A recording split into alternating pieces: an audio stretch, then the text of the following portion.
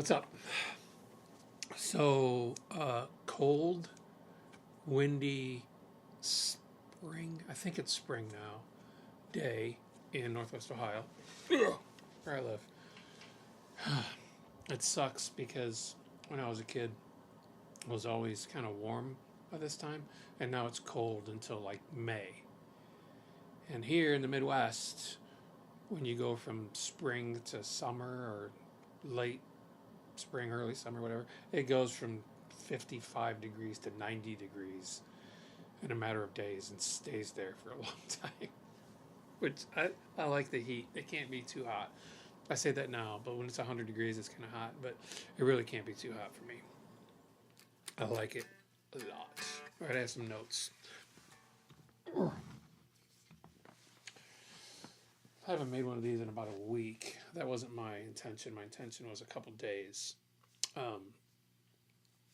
But the experiment. So, beginning of the year, created this experiment through the end of March, and I wanted to see where I ended up. I think I'm at just short of 180 subscribers, which is cool. Tons of views. Obviously, not everybody subscribes. That's fine. And I think I started at like 50. So I think I gained like 130, which is cool. There was another YouTuber, guitar YouTuber, that started this just before me. I had the idea, but I hadn't implemented it yet. He also had the idea. It started like back in early December. And he was way more consistent than I was. And he trailed off. I don't think he's made something in a while. And the moral of the story is it's not sustainable. I could create a video every day, but no one would care because you run out of things to talk about. I can't fire up my phone and record me every day doing the same things. Like, you would get so bored of hearing the same things that I'm practicing or playing the same songs or whatever. It just gets boring. So I think that the most sustainable thing to do is when you have something to say every couple of days. And if you're like trying to build a YouTube channel, which I'm not really trying to do, aside from my experiment, I was curious. Every couple of days, try not to go more than a few days without creating something. So experiment went well. I think now I'm going to call it over. And I'm going to make one every couple of days when I have something to say or I see something on YouTube I want to talk about or whatever. Okay, what I saw on YouTube that was worth talking about. So I saw a few things. One YouTuber that I follow mentioned that sometimes to practice, he just opens the real book to a random page and starts playing. I don't really do that. Just because, I don't know, I did it in the beginning, but it didn't really click. And then I would go listen to the songs and I didn't like it. But it turned out to be kind of cool. So I did that. And I ended up on this Herbie Hancock song that I can't tell you what the name of it is. But, and I'm not even sure what key it's in. Because the chords were, so it's an A minor, but it's over D, right? So it's, right? And then the same thing, C, but over F. And it just bounced back and forth. Such a cool sound that I just started.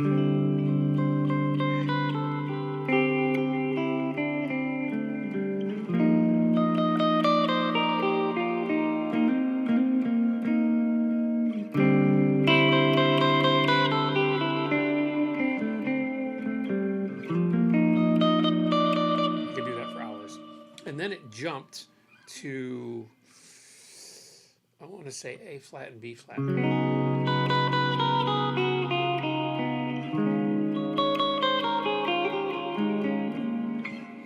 I don't know what key it's in, because they're essentially all minor chords over a 4. It doesn't, so they're borrowed chords and it doesn't make much sense. but it's cool because it's a really cool sound. So if it sounds good, it is good. Which led me to another video where I was watching somebody talking about playing, and they were talking about playing over changes of chord progressions, and they talked about how too many chords in there, it's hard to follow because you don't know if you're jamming with somebody, they don't know if they're sitting in or whatever. They don't know where to go because you're changing all the time. So I started thinking about simple chord progressions and how the cool things over simple chord progressions are the complex melodies and stuff you can do when you throw in a chord substitution here or there, or borrow it from a mode or something, which is cool. And then the jazz standards, the real book, is full of those simple chord progressions. So are blues songs. That's what the YouTuber, the Casey, was making, the 145. And so my goals have always been that I wanted to make music and collaborate. And I'm not saying I want to move to Nashville and be a session player. I'm way too old for that.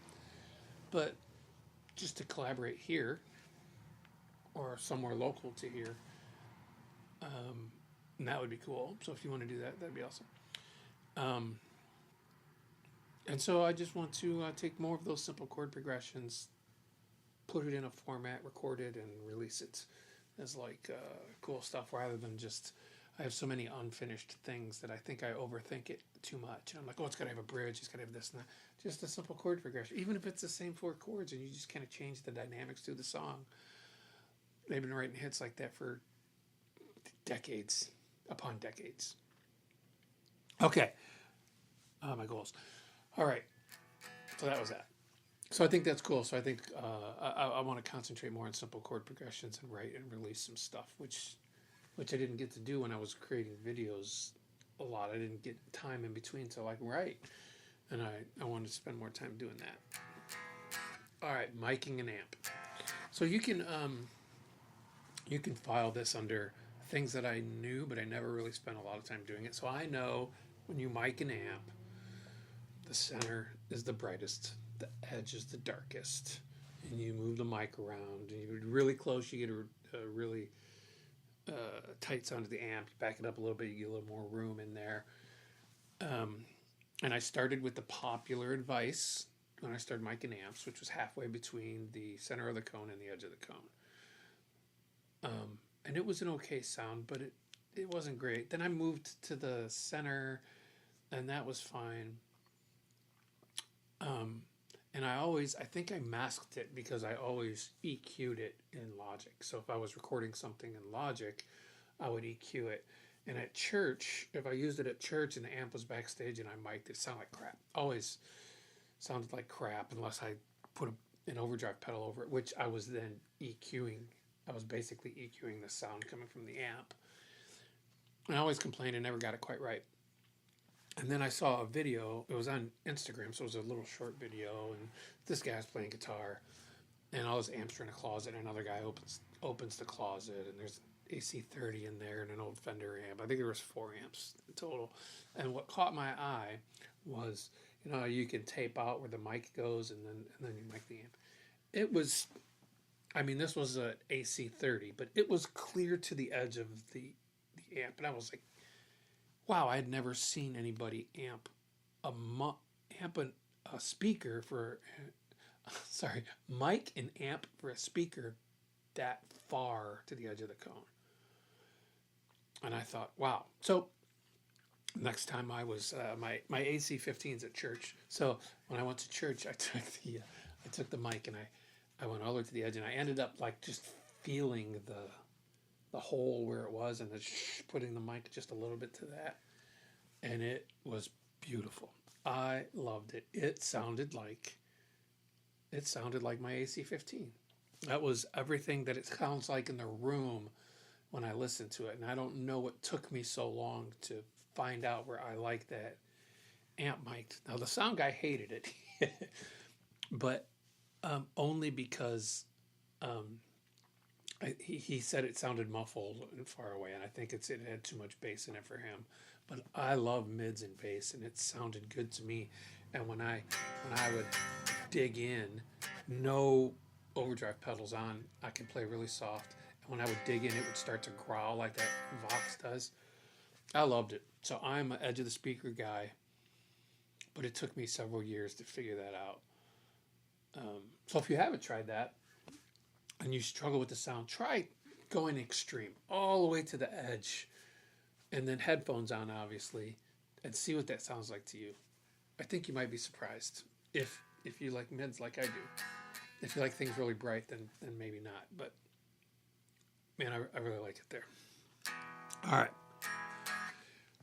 Okay, so I had a video where I said that I got lead guitar wrong, and the premise of the video was that when I was coming up and learning how to play guitar, a lead guitar player just played guitar solos and yada yada yada. And then I said that I thought that a lead guitar player supports the vocal, and then something about playing vocal melodies in songs to highlight those vocals, and those could be single note lines or a lot of dyads and stuff. And that is true, but I was wrong about the thing that I was wrong about. So I was right in the fact that my opinion or my idea of lead guitar has changed, but the method was wrong. So my method was things like,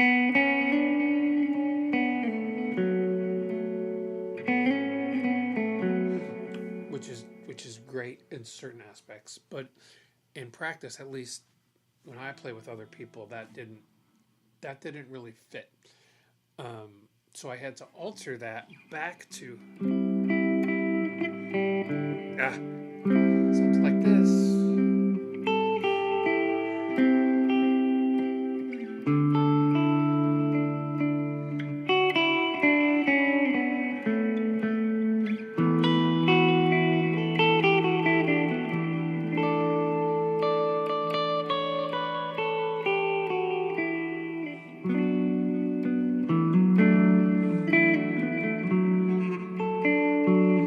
Something like that, where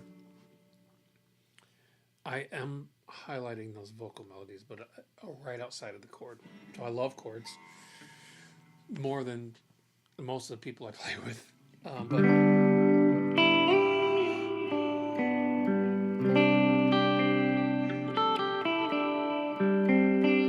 so it is true that you should play these fragments.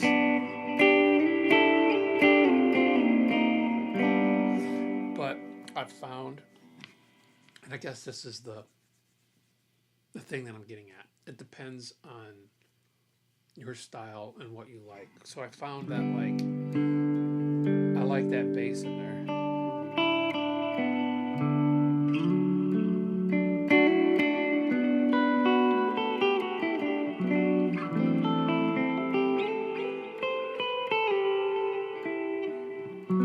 With the lines kind of in between. So now I'm working through how do I kind of do both when I'm playing lead guitar. And I don't have to like the rhythm guitar player's doing that. I'm just kind of highlighting that. I found that that was a wrong note. I found that when I didn't do that, it felt really thin. It wasn't full enough. Even with keys and bass and everything, it just wasn't full enough. There's something about that mid-range sound of the bass, or like kind of the middle range of that chord, that really fills it out and makes it sound good. So I guess it means that I prefer harmony, and I do, but learning how to adjust my thinking, that's a process, I guess. And it depends on who you play with. So again, those country records, you listen to those country records, you'll hear a lot of that. Or something, right?